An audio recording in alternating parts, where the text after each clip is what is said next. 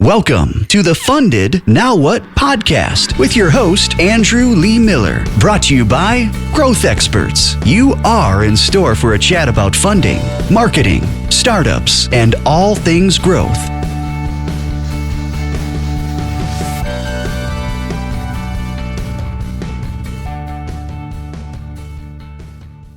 Hello and welcome back to the Funded Now What podcast. I'm your host, Andrew Lee Miller, also known as Andrew Startups. I'm the CEO of Growth Experts. We're a fractional consulting agency. We work with recently funded startups to help them with expert access to fractional C-level founders. And today, I'm super excited to have a Latin American founder who's built something I think is fucking amazing. Sorry, David, we cuss a lot on the show.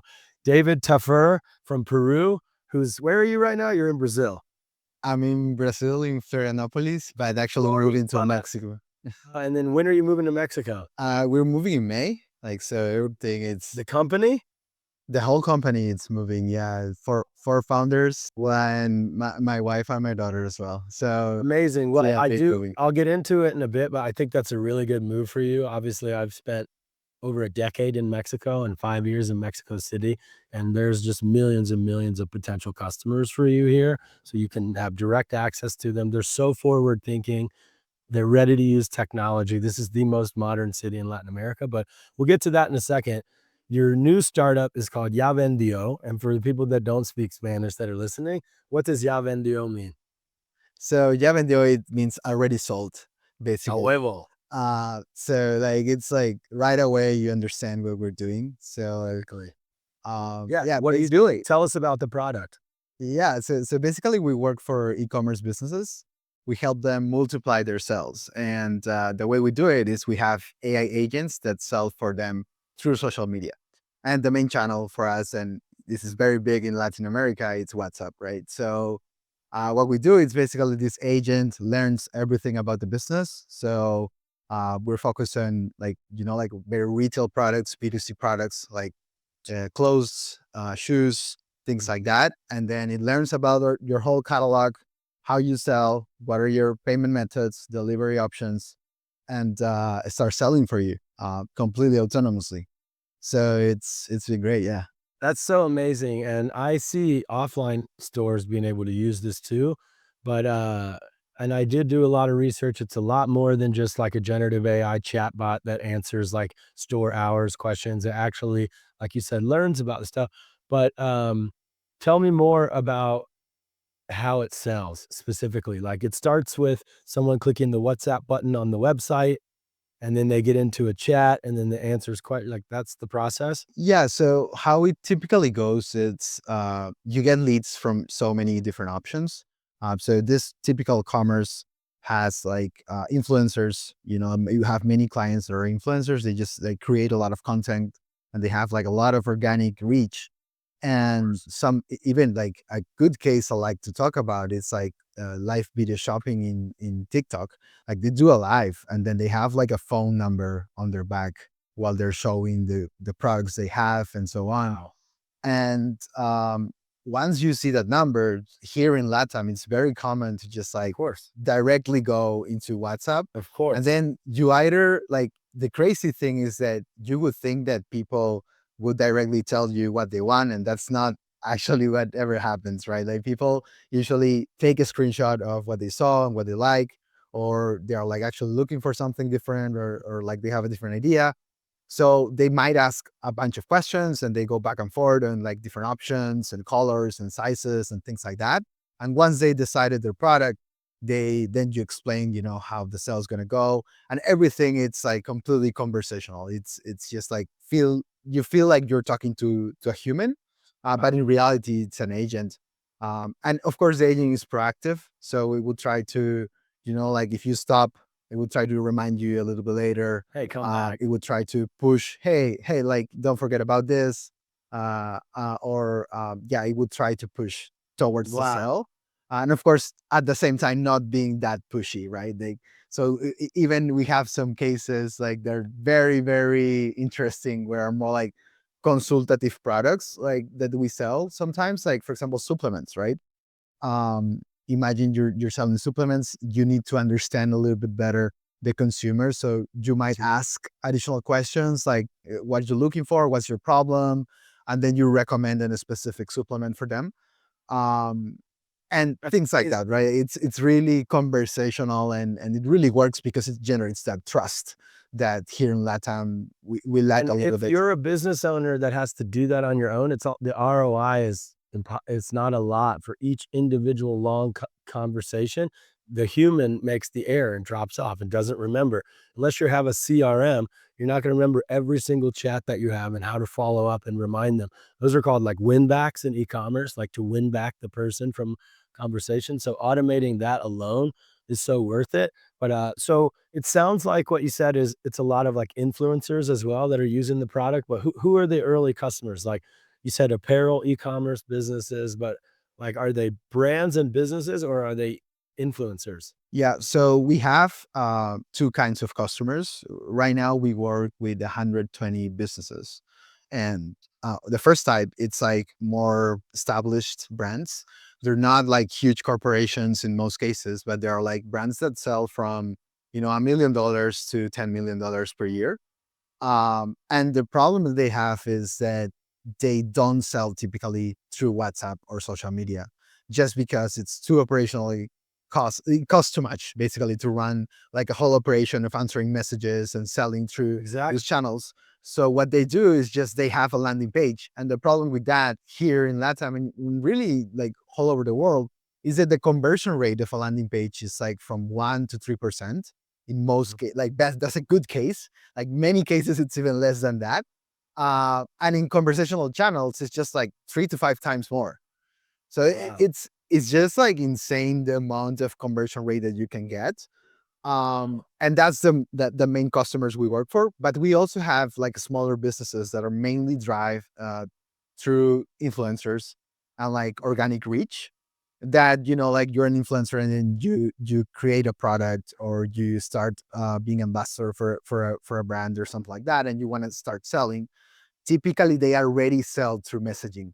So instead of the first case, we open the channel basically for them and we manage everything. And in the other case, it's more like, hey, you can save costs and you don't have to do it yourself. You can scale. The problem that they have, like these influencers, is that they like kind of have a roof, like a ceiling, because like once they start scaling, it's not possible for them to manage it.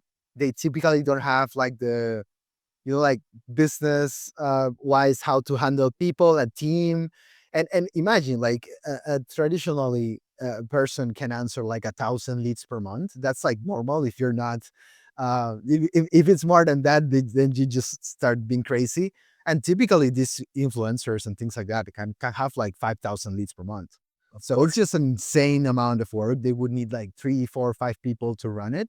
And instead they just like buy YaVendió and that's it, right? Like, so it just like Wow. takes all. Love it. Well, I have a lot more questions about the product I'll get to in a bit, but you just raised almost $1 million. It's not easy to do in Latin America. Like I said, I've been here for a while. There's a lot of amazing startups that are never able to raise capital because, there isn't like a big VC network in certain places like there is in San Francisco where you can just go to an event and find a potential investor. So I'd love to hear from you from that perspective. How hard was it? How many calls did you have to do? In other learnings you have on how you raise this money. Yeah, so it's been a good ride. For I just say like it's not easy to raise funds here in LATAM. I think that what worked for us, it's actually counterintuitive, but like not thinking too much about raising. Like we thought like much more about the business itself. So we were really focused on actually finding a good problem to solve. We already had some knowledge on the problem, then finding the customers and trying to solve something for them and create it. So once we raised, it was not a PowerPoint with an idea, right? It was already a business that was generating cash, that had like a bunch of clients. So when we started racing, we already had like 30, 40 clients, like constantly paying the subscriptions. Um, and then we had traction, we had a good business case, we had like happy customers. So that created us and enabled us to go and talk to key people that introduce us to like a whole world of BC. because we really didn't knew. Like I have to actually, a friend of mine introduces basically to the whole world of VC. He's now in San Francisco, but was like based in Mexico for a long time too.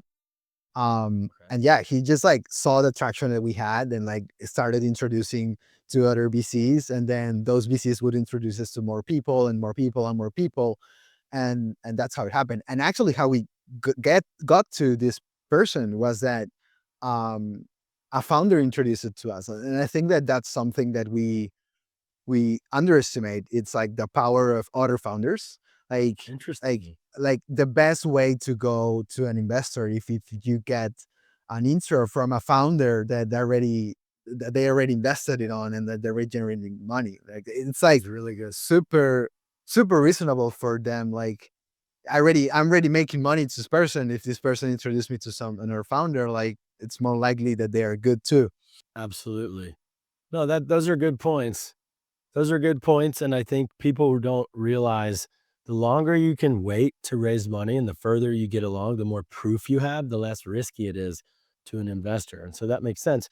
But to get there, you need some kind of money. So were you funding it yourself in the meantime, or you were just, like, partnering with your partners? You said you have 4 total co-founders, which is a lot.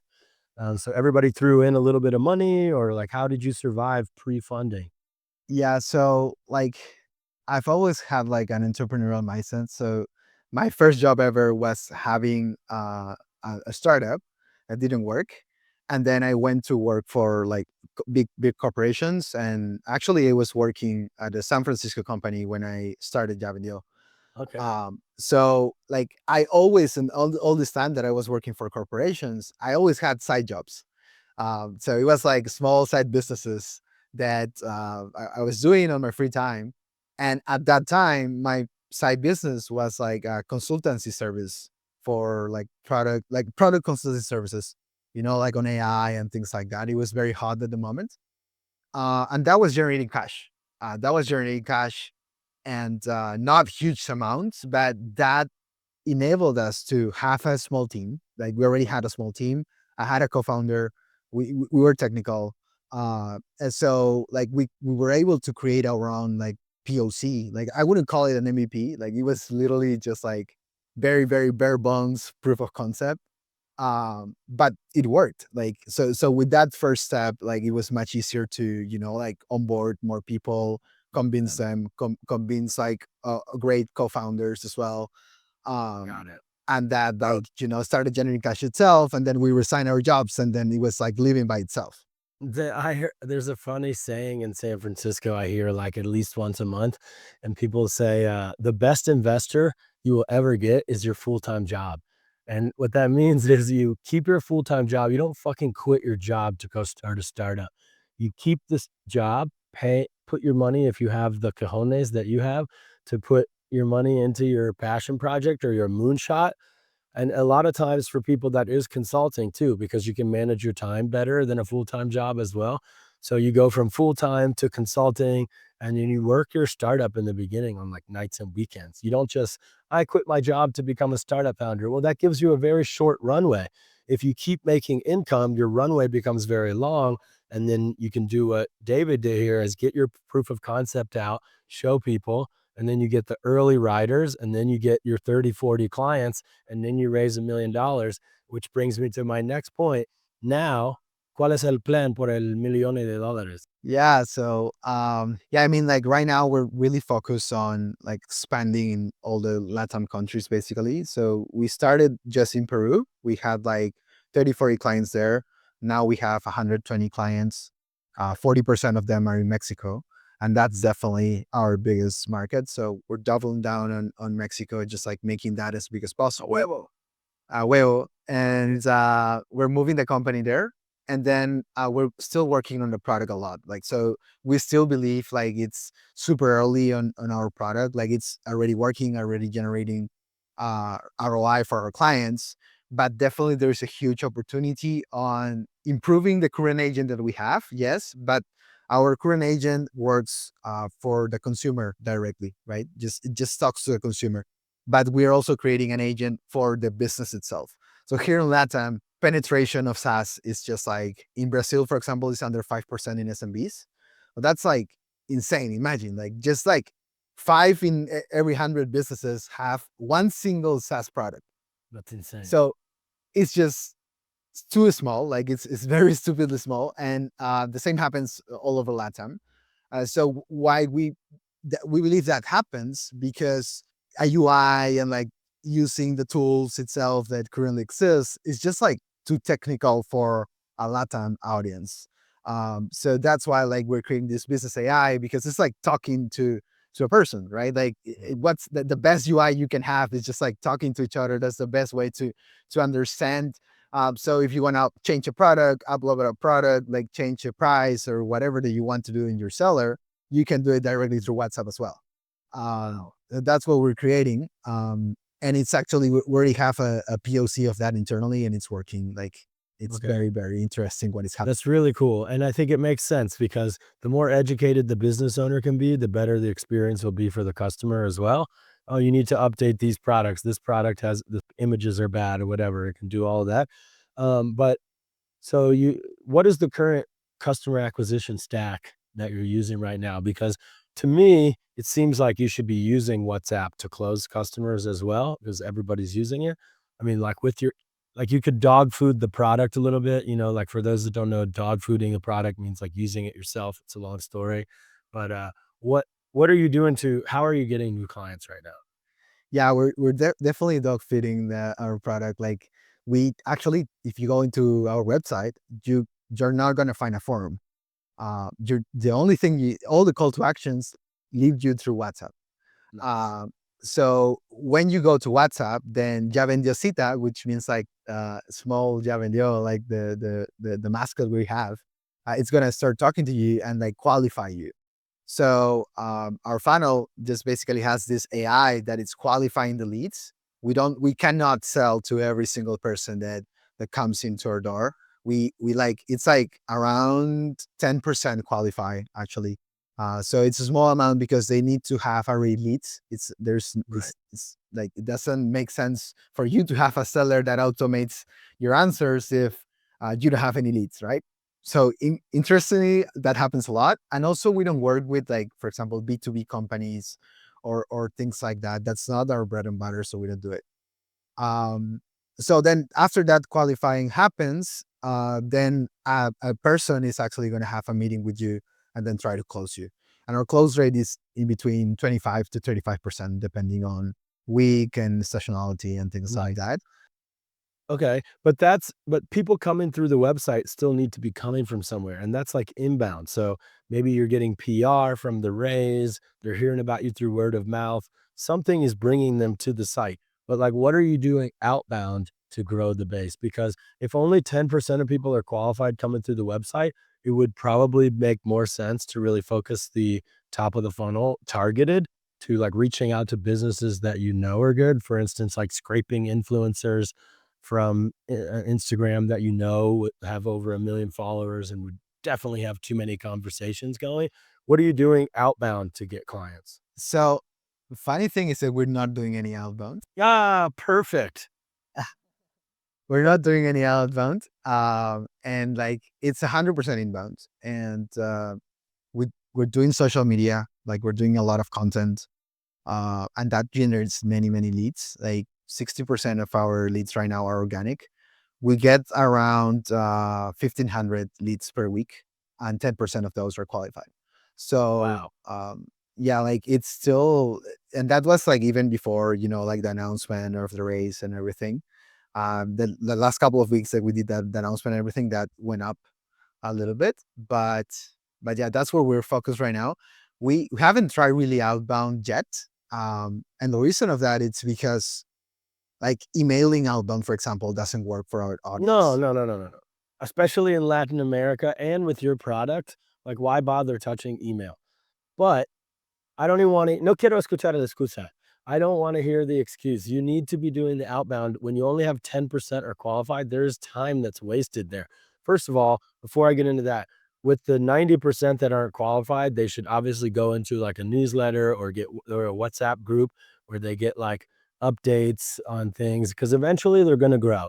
and they should always come back when they start getting their leads. But it also sounds like, I mean, it's not your bread and butter, but maybe like, I don't know, you could figure out some kind of partnership with a marketing company that can help them get their leads. You know what I mean? Where you just hand them off. This company will get you leads. You know, one thing I always tell founders is if you get a lot of inbound requests for something, build around that. Even and then the less you have to build, the better. If you can just hand them to somebody else and they give you, you know, I don't know, $100 a month per client or something or whatever, or $50 a month. It's not your bread and butter, but the goal is for them to grow and then come back to you after they have leads. That means you get 10x more leads than you're getting right now inbound if you could turn those people into customers quickly without having to do anything. So that's the first thing I want to say. The second thing is, how are you qualifying them? Is that fully automated with the product, the AI chat? Yeah. Yeah. So the YaVendió, which is our AI, that was the whole qualification. So that work of that 90% that we don't say, yeah, we don't actually like waste any time or effort on Got that. it. And what it does, it's like it asks you about the industry that you work on. First, your name, of course. It even asks some questions that we don't really use for qualifying, but it increases the engagement rate because it asks about your problem, like maybe like like even trying to like empathize with you a little bit more. And then starts asking questions like the real qualifying questions, which are like how much you spent on marketing or ads, and then how much you spent how many leads you actually have. And then with those numbers, they already don't qualify. And actually, we created a community. It's very funny, but we created it 2 days ago. We already have like 200 people in that community. And of those people, I actually think very similar to you that like, I don't know, like maybe 5% of the customers are ready to buy. And then the rest is just like really just like wanna at some point will be. So I think it's important to market to those as well. And those communities, I mean, like, communities as marketing is one of the hottest things in 2025, and so, like, if that's already in 2 days, 200 people, by the end of 2026, gonna be 50,000 businesses, and you can leverage that for doing so many things, like, if you build other products or, you know, other features, let's say the business AI, YaVendió Cita thing that you're building, ends up becoming like a really amazing standalone product. You have this community where they don't actually need leads to be at a certain size for that product to really help them. So I think building the community really makes sense. But at the end of the day, it's just about not letting them get out of your universe if they're coming inbound. So I'm glad to hear that that's like a closed loop and they're staying there.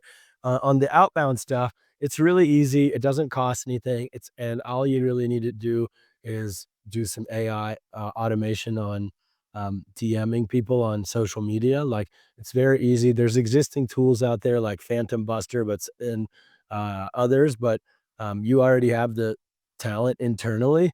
So DMing people that have a certain following on size, that's it. That's the only qualifier. If you know they're geographically based somewhere in Latin America and or their language is identified as Spanish in their profile, you can guess that they're probably in Latin America. And then if they have a certain following size, those are the only qualifiers you need. And the tool can just go out and DM people and say, "Hey, are you struggling to answer uh, requests about your product?" Like just a one-line question. And then when they say yes, obviously the bot will then say, "Oh, well, you should try YaVendió." And then like that should bring in high quality leads so imagine you're 10% qualifying on the inbound, all through automated, and then you probably have like 90% qualified on the outbound because the targeting is really based on the size. Um, and not everybody also has like not everyone with a huge following is selling stuff. So that's another area where you could partner with somebody. I'm actually sitting in the office of a startup in Mexico City called Umari, and they actually would be the perfect partner. I'm going to introduce you to them before you move here, but they automate the development of merch for influencers. So like the two of you together is like a insane partnership.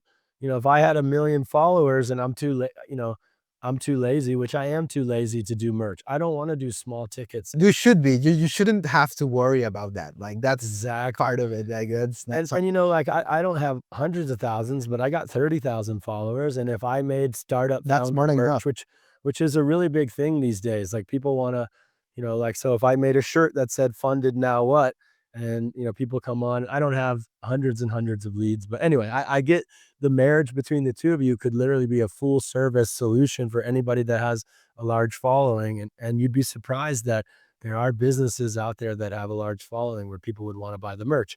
I was at a startup 10 years ago that was really famous. They were like the Facebook marketplace of the Middle East a long time ago. And we struggled for a year on making our merch because we wanted to really get high quality and we really wanted something people would wear. And so anyway, Umari is an amazing company. They do white labeling for influencers and stuff.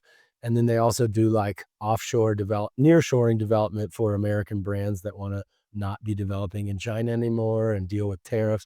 They actually also develop products in Peru because a lot of companies that are scared about the tariffs in Mexico, their platform it's a platform, so it's a SaaS product. Anyway, so excited to introduce you to them, but I do think, I know, oh, we don't need to do the outbound right now, Andrew. We're just trying to go from 100 to 1,000, and that's going to happen naturally from the inbound. But you also want big logos too. You want like famous brands, and those are not always going to come direct. The size of the clients that come inbound are usually generally smaller.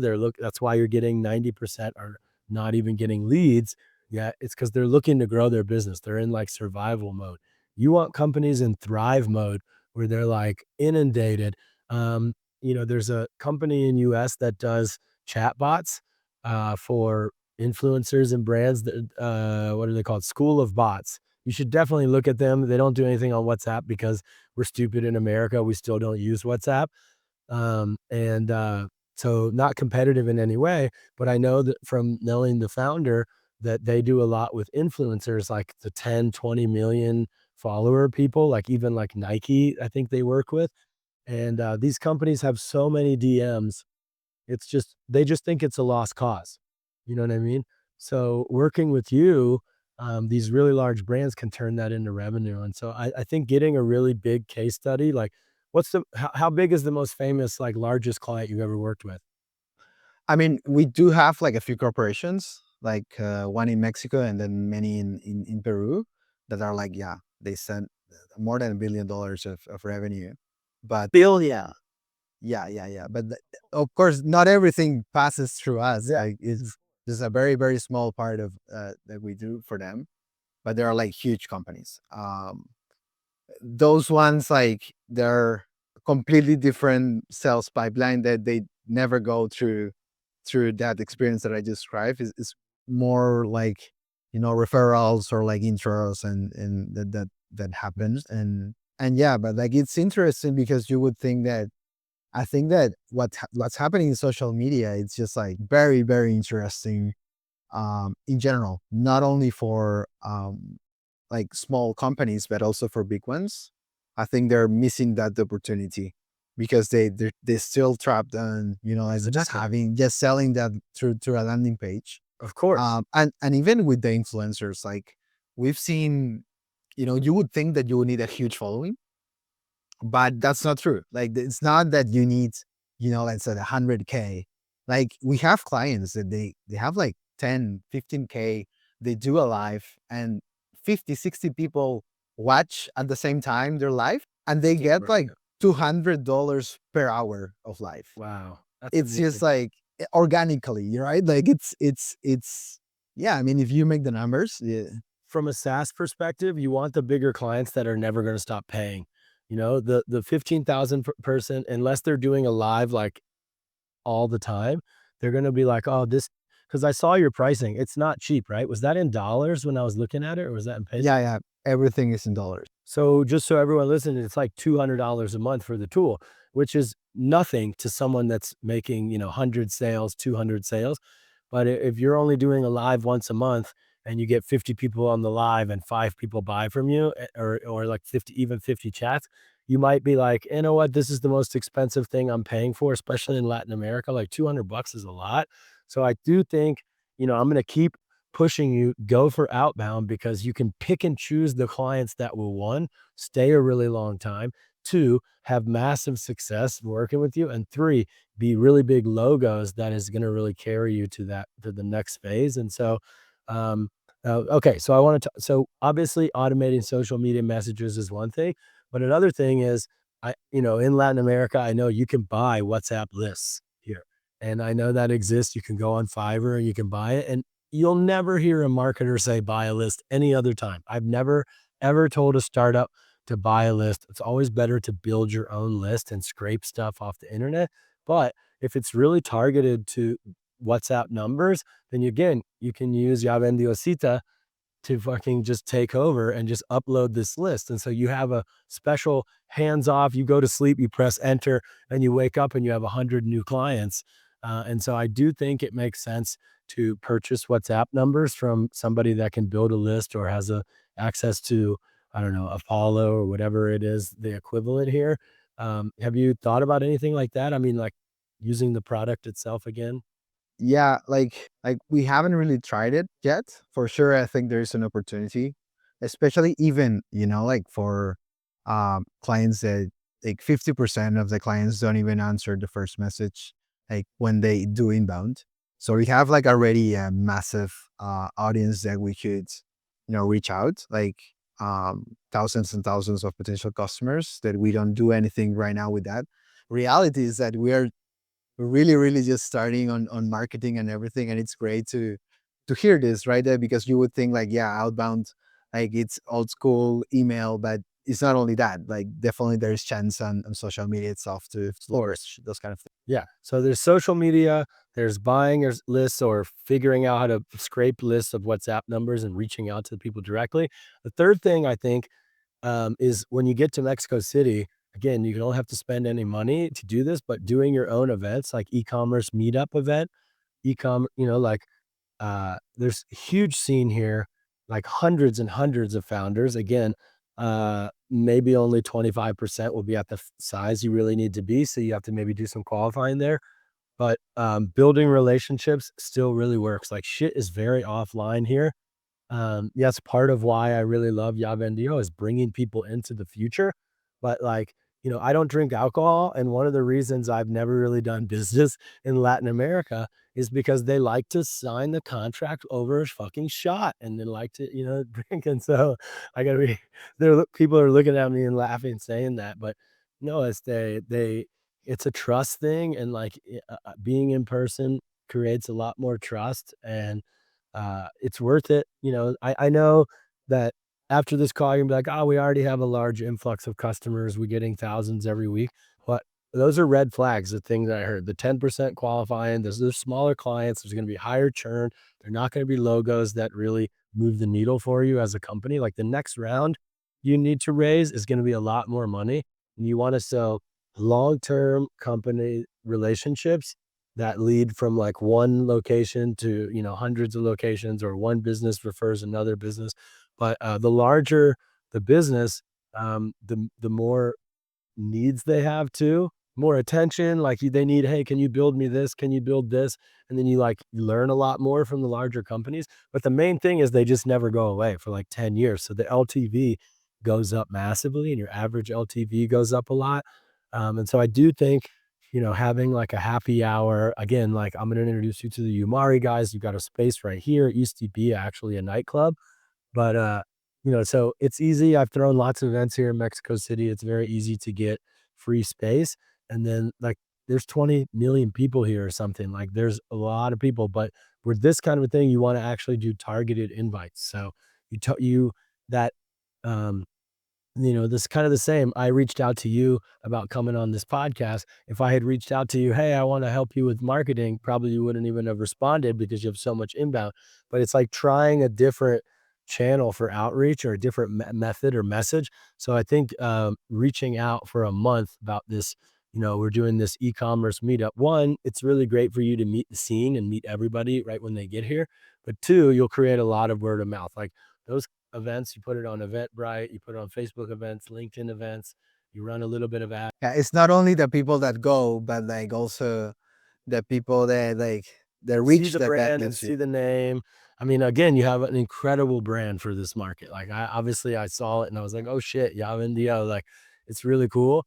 And so people, again, every business owner wants to be able to say YaVendió. Oh, perdón, YaVendió, you know what I mean? And so they get the and that's their number one problem is selling shit. So you help them sell their stuff. And so I think that yeah, that's an easy advertising campaign too. When you promote an event on like LinkedIn or Facebook, it's like the cheapest thing. A lot of people don't realize that. You can pay 1 peso per click and people will still see the ad a lot because not a lot of people are promoting their events. It's a lot Because more. you're giving something for free, right? Like, and It's a different type of content. Yeah, yeah. They want to show it. They want to drive engagement. And so there's benefits for the platform for promoting that. Um, obviously I think when you move here, definitely do some PR as well.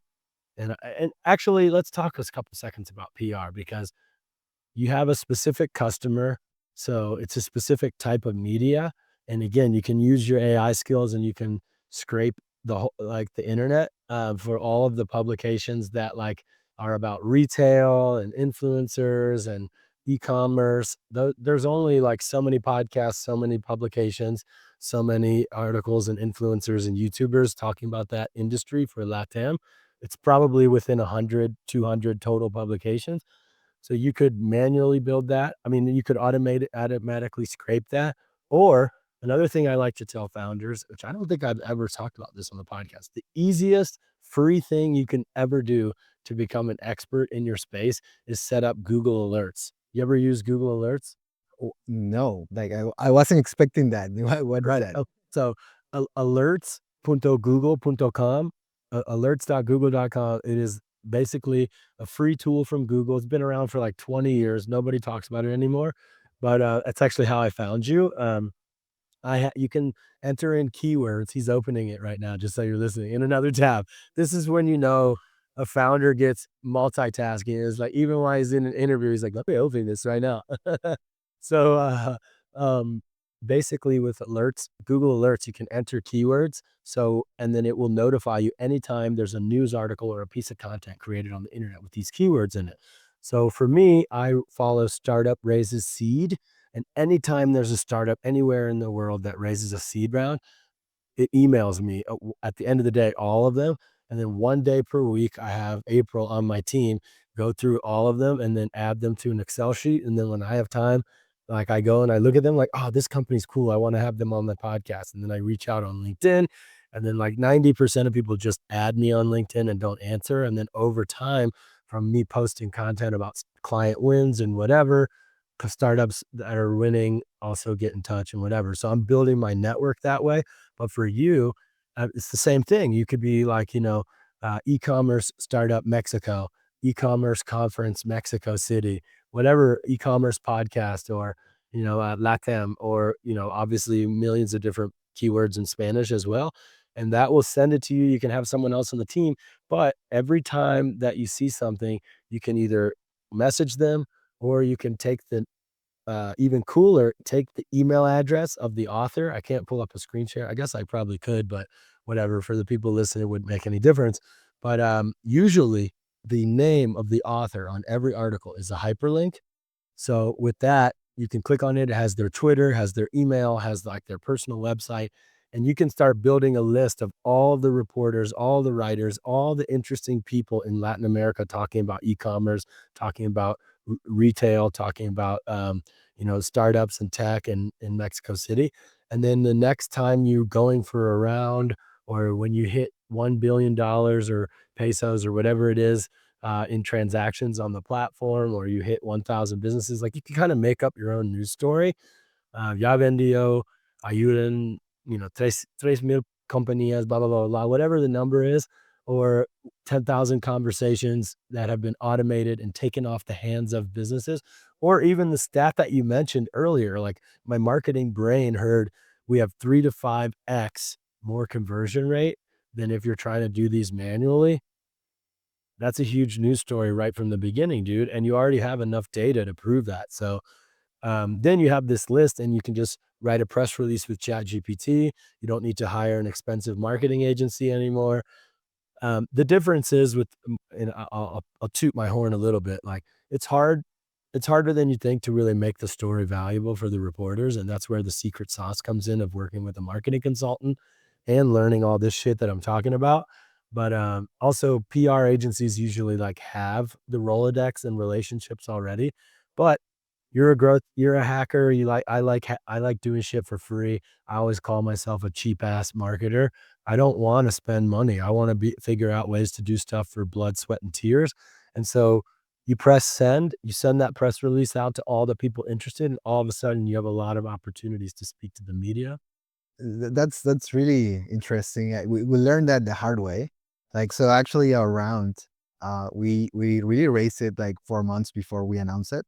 And the reason was like because one of the VCs that help us like and invest on us, told us, hey, like this is a good opportunity for you to, like get massive PR for Of free, course. right? And we actually try to do it the right way. And this, like, I would have loved to know that it's as important as like making relationships to other founders, And of with course. other founders and VCs is the same with reporters. Of course. Um, like you have to nurture that relationship and start like reaching out like before they need to meet you and all of this. And that's why we took like 4 months after the race. Like we could have done it like much faster. It was worth Uh, it. but it was completely worth it because like we coordinated everything and like in a way that like suddenly in one day you have like 30 publications from top like PR and for free, right? Like and it's like, yeah, as you say, like trying to have a good story, trying to have like a good like everything and reach out and like make relationships with the It's reporters. amazing. And actually, so last little secret tip, I like to use Google Sheets and I want to make a tab for every single potential list that we need to create and maintain as a company because that's an asset. So all of the investors that even if they weren't interested last time, chinga su madre, van a pagar dos veces más. They're going to pay, they're going to come in now when there's less risk, but they're going to have to pay more. So you keep an ongoing list of investors. Like I said, in Mexico City, you're going to go to events. You might not be ready to raise yet, where you're going to be able to grab their contacts. So there's investors, there's accelerators, incubators, YouTubers, reporters, podcast hosts, partners, and influencers, if I didn't say that already. And I call it the marketing mega list. So it becomes this marketing mega list, and you can use this next time you do an event, next time you want to get a partner. You can always partner with people and say, hey, we have 10,000 investors that we're going to invite to this party. And you can get a lot of free stuff and partners and press and things from that. Like with the press list alone, especially like in places like LA or San Francisco, I will be able to get $20,000 venue space and bar for free if I invite 200 media like to a party. And that's many times I've done that, especially for a new bar that's opening or a new restaurant. I'll say, hey, I want to throw a startup party. I'm going to invite 200 investors, 300 influencers, and 400 people from the media. And it's true, and I don't give them the email address. I just show them the names and the titles. And they go, okay, yeah, we'll give you one free drink and one free canapé or a free hour of drinks or canapés for each person. And all of a sudden you save $20,000 as a startup. So I can't understate that enough, how much that becomes an asset. And yeah, that's what we do as marketers is we build and maintain that for the whole life of the company. And yeah, all right, man. I think that was a lot to take in, but my main goal for you is to not rest on just having a lot of inbound because eventually that'll die out, and the quality will go down as well. And so you got to start the outbound, got to start the PR, but maybe also wait till you get to Mexico because you don't want to build all these relationships and then move to a different country and stuff. And so, when are you going to get here again? Okay. All right. Well, I will see you when you get here. And that is when San Francisco starts to get really nice. So I go back and forth. Also, it gets pretty hot here, so be ready. But you're already in Floripa. It's hot in Floripa. Yeah. Right now it's like super hot. Yeah. Summer it's typical like this. Actually, winter it's a little bit colder, but yeah. Yeah, of course. Well, David, super interesting what you're working on. Super grateful for you being here, and thank you for that advice at the beginning. And yeah, man, I hope that we get to see you when you get to Mexico. Muchas gracias por estar con nosotros aquí y nos vemos muy pronto. Yeah, thanks a lot. That has been another episode of the Funded Now What podcast with your host, Andrew Lee Miller, brought to you by Growth Experts. If you liked the episode, please subscribe. And if you really liked it, please share with other founders and entrepreneurs. Thanks, and we'll see you in the next episode.